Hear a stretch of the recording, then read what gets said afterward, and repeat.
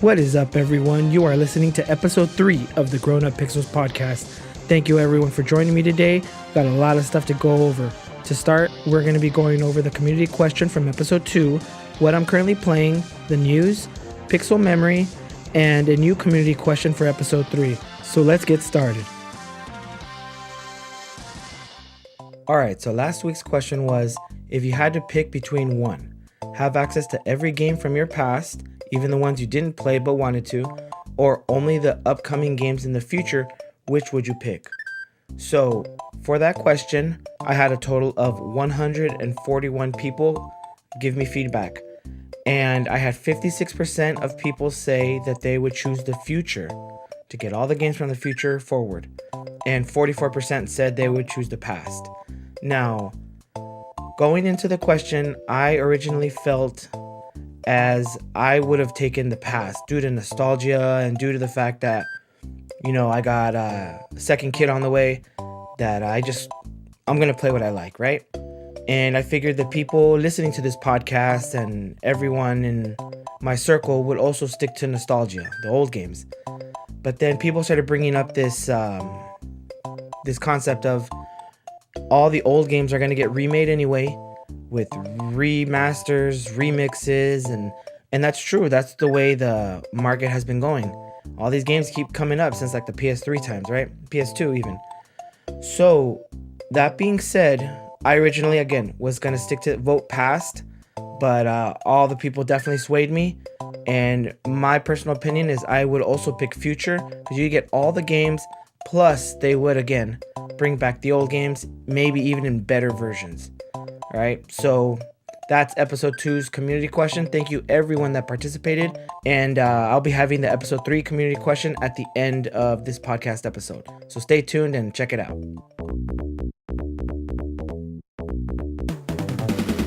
So what am I currently playing? This week has been a little slow.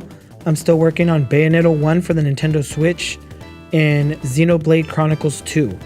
Now, I'm trying not to have too much of a backlog on the Nintendo Switch, so slowly and surely I've been getting through my games. Bayonetta 1 is kind of I don't want to say a slow grind, but it kind of feels slow. This is kind of the third time that I've played the game and I've owned the game. I had it on the PS3, then I had it on the Wii U, and now I have it on the Switch. And I've never actually beaten Bayonetta 1. I've gotten to chapter 4 or something, chapter 5. And I've never actually gone through Bayonetta 2 either.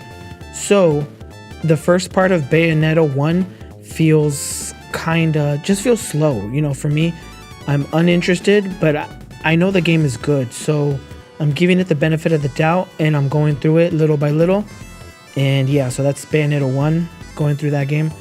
Xenoblade Chronicles 2. Now, I got really into this game when I first got it, and over the holidays, I played a lot, right? That and Zelda at the time.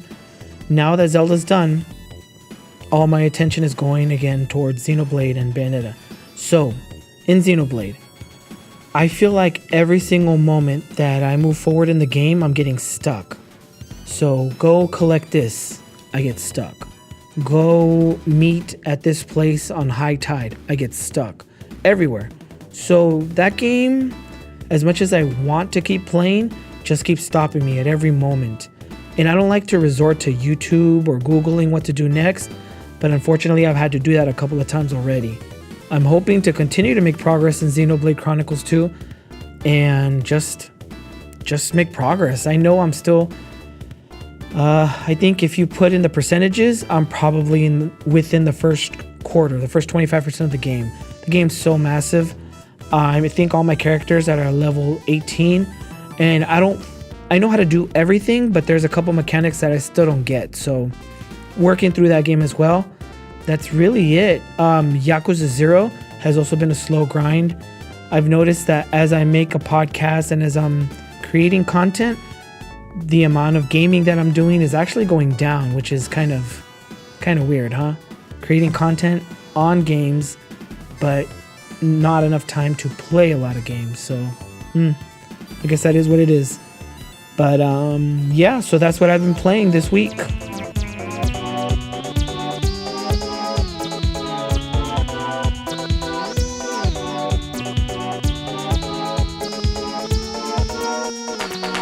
So this week in the news, there was 3 things that really stood out to me. The first one was Yakuza 6 releases the full game on accident on the PlayStation Store. So this one was kind of kicking myself for this one. So I've been really hyped for Yakuza 6. I went through Yakuza Kiwami, Yakuza 0. I'm going through it now. And so this game, I played Yakuza 3 and beat it as well on the PS3. So they released the demo and I knew it was coming and I didn't pick up the demo first day. Then it turns out that the demo was 30 gigs.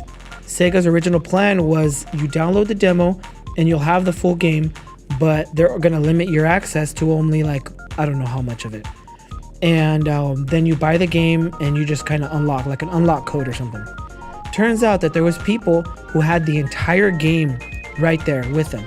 So that means they got a game basically for free. So I don't know all the technical aspects of it, but I'm sure at that point they wanted to disconnect from the internet so that it doesn't update, or otherwise Sega can release something that'll like completely take your game off or whatever, limit the access that you originally had.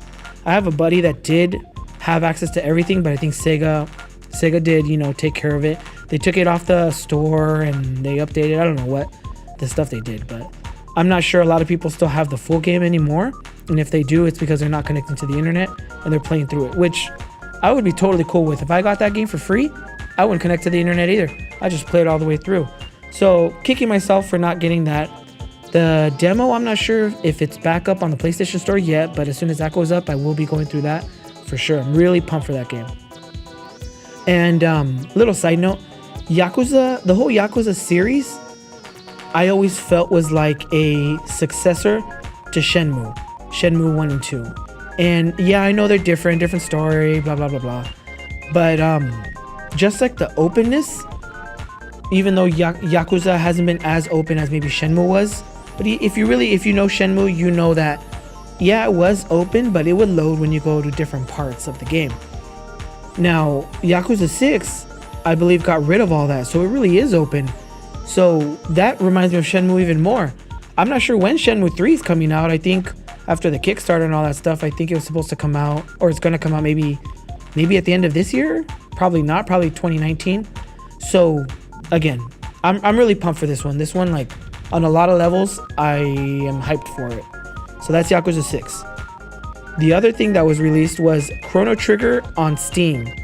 Now, I'm a huge Chrono Trigger fan. I want to say that was the first RPG that I really got into, and that's the first one that I started learning how RPGs work and all that good stuff. I think the best version of the game has to be the Nintendo DS version. It has the cutscenes, it doesn't have the load time, and it's awesome. The Super Nintendo version obviously would be second, in my opinion. The PlayStation version would be in third place for me, and primarily because it has little load times. When you go into a battle, it loads for like 2-3 seconds. When you finish a battle, it loads for 2-3 seconds. Every single time. Now, if you play RPGs, battles are essential. You go through the battles, you level up, you get better moves and all that stuff. But when it's loading that much, oof. I remember playing it back in high school, and I played it because I was a super fan, and it came bundled in with another Final Fantasy game. But couldn't do it. I beat it, but just because I was in high school. Definitely the worst version in my opinion because of those loads. So yeah, so it got released on Steam, and it's the mobile version. I never played the mobile version, but I'm not a big mobile gamer. Touch controls, I know some people love them. Not a fan. Some of them work really well, but they're just not the same when you've played the game originally on a controller. So it released on Chrono Trigger, and of course, a game like Chrono Trigger has such a strong fan base that people, start complaining, getting angry, and all that stuff.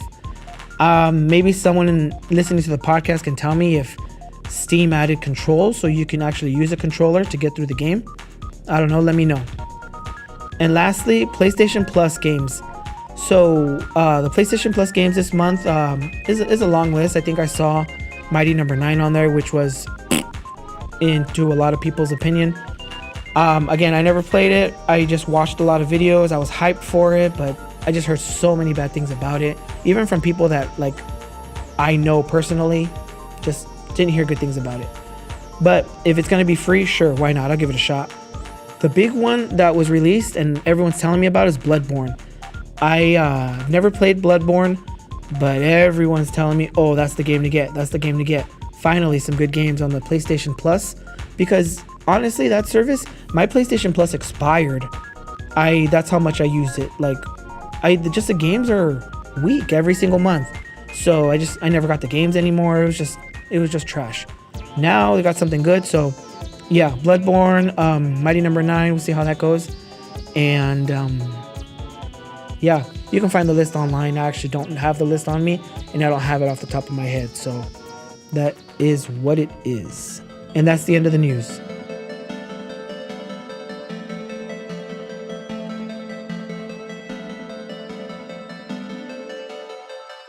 So my pixel memory this week comes again from another Resident Evil game, this time from Resident Evil 5, and primarily the Mercenaries mode. So this pixel memory is relatively recent, maybe 2012, give or take, 2013, whenever the game came out. I took the time, and on every single mercenary mode, there was two. There was a regular mercenary mode, and then there was another mercenary mode that was like more characters and different stages and different layouts and stuff. The extra mercenary mode, I guess. I got a double S rank on every single stage with every single character in both modes. And that game, the story, again, I beat it like maybe 5 times with a buddy of mine, but it was the mercenary mode that I got really good at. It felt like the arcade to me. It was a nice game at the time when I was really busy to come in, play really quick, boom, boom, boom, boom, and I'd be done. 5-10 minutes. It's just super fun, and I got really, really into it, like trying to learn strategies and stuff.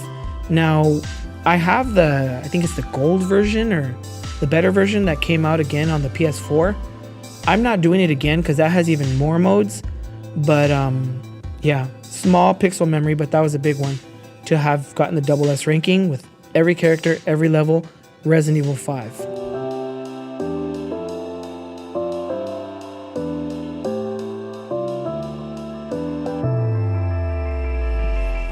So, Grown Up Pixels Episode 3 Community Question. On a scale from 1 to 10, how important is music in a video game to you? Is it something that is absolutely crucial, like you cannot have a great game without great music? Or is it something that doesn't matter as much? It's good or not, doesn't matter as long as the game is good, story, gameplay, controls are good, you're fine, you don't care about the music? Or does it not matter at all? You can have the worst music, doesn't matter, as long as everything else is on point, you're good. So on a scale from 1 to 10, how important is music in a video game to you? Let me know, guys.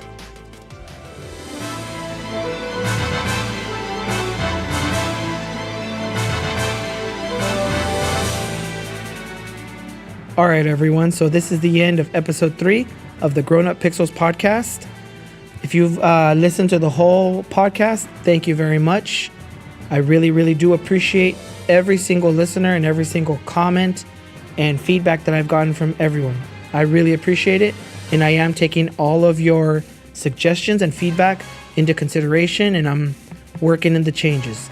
So where can you find the podcast? You can subscribe to Grown Up Pixels podcast on iTunes.